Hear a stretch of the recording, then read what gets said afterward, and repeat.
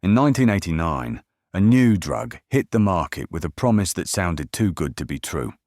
It was called Prozac, and it was supposed to fix depression the way insulin fixes diabetes. 1 pill a day, no addiction, no withdrawal, just a simple chemical correction for a chemical imbalance. 35 years later, over 40 million Americans are taking these drugs. Many of them have been on them for decades, and a significant number of them can't stop. Not because they're weak, but because the drug changed their brain chemistry in ways they were never warned about. The 1989 switch wasn't a medical breakthrough. It was a marketing masterpiece that rewrote human biology. Before 1989, mental health treatment looked very different.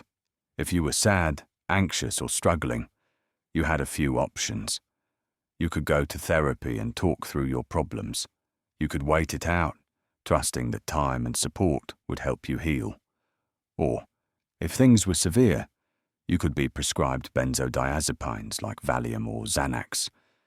These were sedatives, drugs that calmed the nervous system but came with obvious risks. They were addictive. They impaired cognition.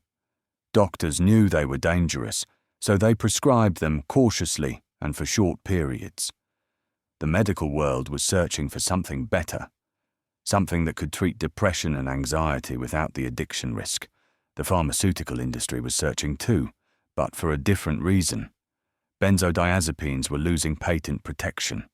Generic versions were flooding the market, and profits were shrinking. The industry needed a new blockbuster. They needed a drug they could patent, market aggressively, and sell for decades. That drug was Prozac, the first widely prescribed selective serotonin reuptake inhibitor, or ASSRI. The genius of the SSRI marketing campaign wasn't in the science, it was in the story.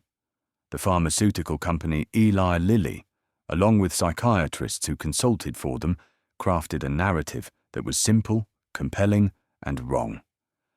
They told the public that depression was caused by low serotonin levels in the brain.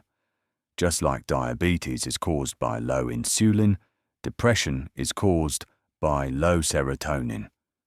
The solution was obvious. Take a pill that increases serotonin, and your depression will go away. The chemical imbalance theory was born. This theory was never proven. In fact, it was barely even tested.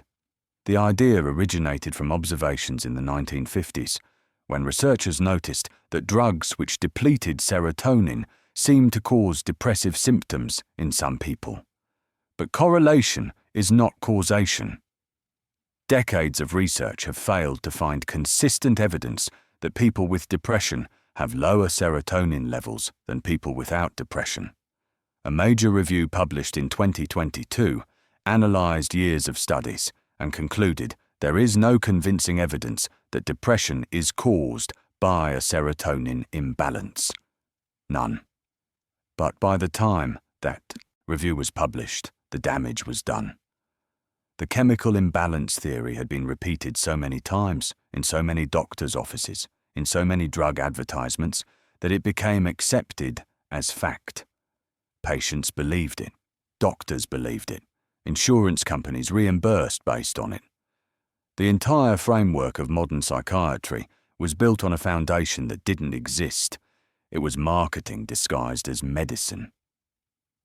The Food and Drug Administration approved Prozac in December of 1987, and it was released to the public in 1988, with mass marketing hitting full force in 1989. The approval process was based on short-term clinical trials, most lasting only 6 to 8 weeks. These trials showed that Prozac was more effective than a placebo at reducing depressive symptoms in the short term. The side effects reported were mild: nausea, headache, insomnia. Nothing alarming. The drug was deemed safe for long-term use, even though no long-term studies had been conducted. This is the safety switch. The FDA approved a drug for indefinite use based on evidence that only covered a few weeks. No one knew what would happen after a year, 5 years, or 20 years of continuous use. No one knew how the brain would adapt. And critically, no one studied what happened when people tried to stop. Withdrawal wasn't part of the approval process because the drug was marketed as non-addictive. If it's not addictive, there's no withdrawal. That was the logic. Doctors began prescribing Prozac enthusiastically. It was positioned as a miracle drug. Patients who had struggled for years suddenly felt better. The initial response was often positive. Energy increased. Motivation returned. The crushing weight of depression lifted. For many, it was life-changing. But as time went on, something else started to happen. Patients who tried to stop taking the drug found they couldn't. When they reduced the dose or quit, their symptoms came roaring back, often worse than before. Doctors called this relapse. They told patients that the return of symptoms proved they needed the medication.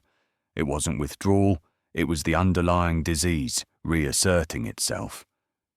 But that wasn't true. What patients were experiencing was a predictable consequence of how SSRIs work. These drugs increase serotonin levels in the synapse, the gap between neurons, by blocking the reuptake pumps that normally recycle serotonin. In the short term, this increases serotonin availability. But the brain is an adaptive system. It doesn't like being forced out of balance. In response to chronically elevated serotonin, the brain down regulates its serotonin receptors. It makes fewer receptors and makes the existing receptors less sensitive. This is called receptor desensitization. After months or years on an SSRI, your brain has adapted to the drug. It now requires the drug to function normally. If you remove the drug, serotonin levels drop suddenly, but your receptor density is still down-regulated. You now have low serotonin activity and fewer receptors to respond to it. The result is a crash.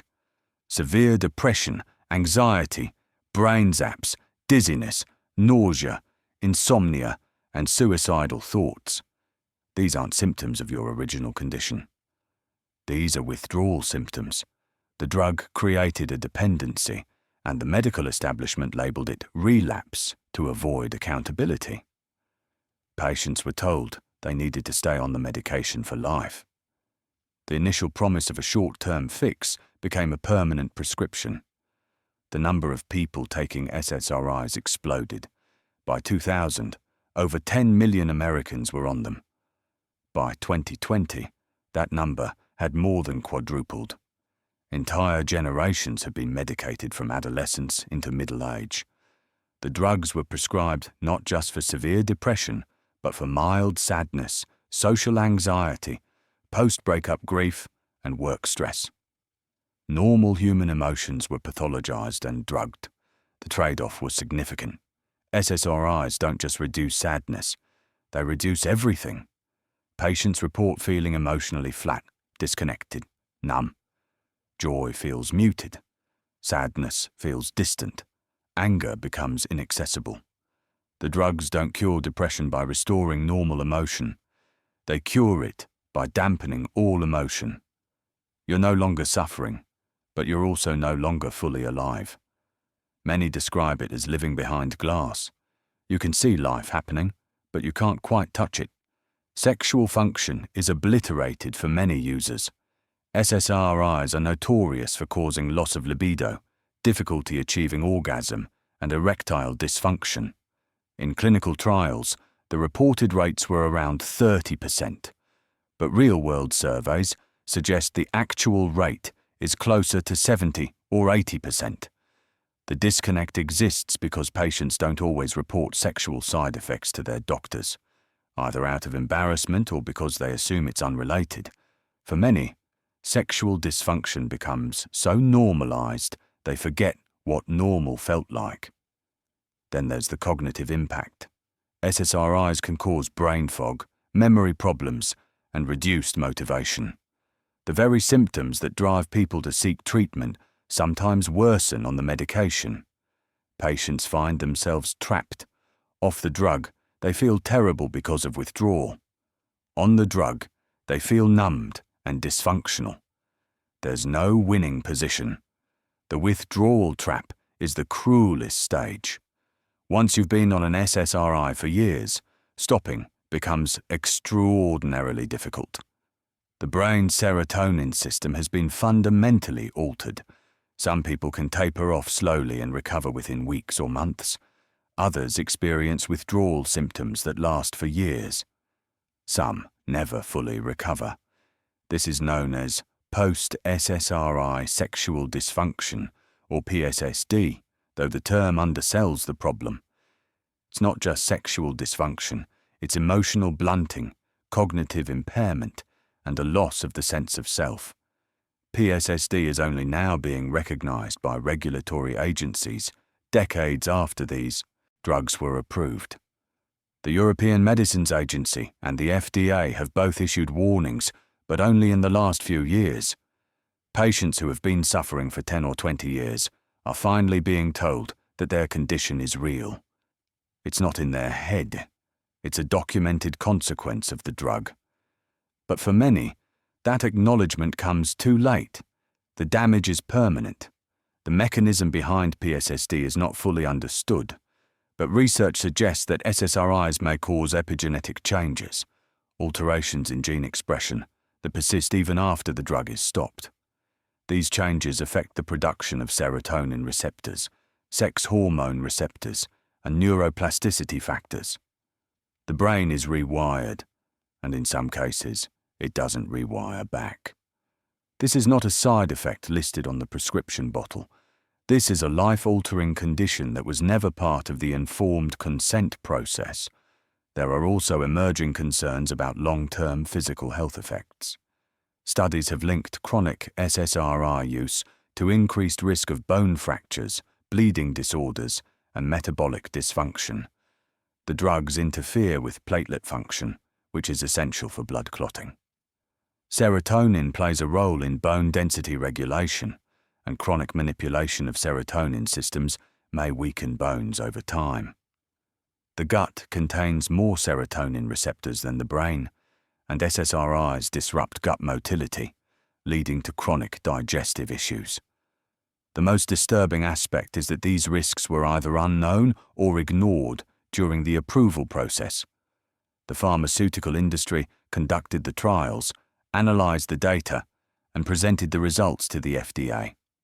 Independent researchers had limited access to the raw data. When independent analyses were finally conducted years later, they revealed that the efficacy of SSRIs had been overstated and the risks had been minimized.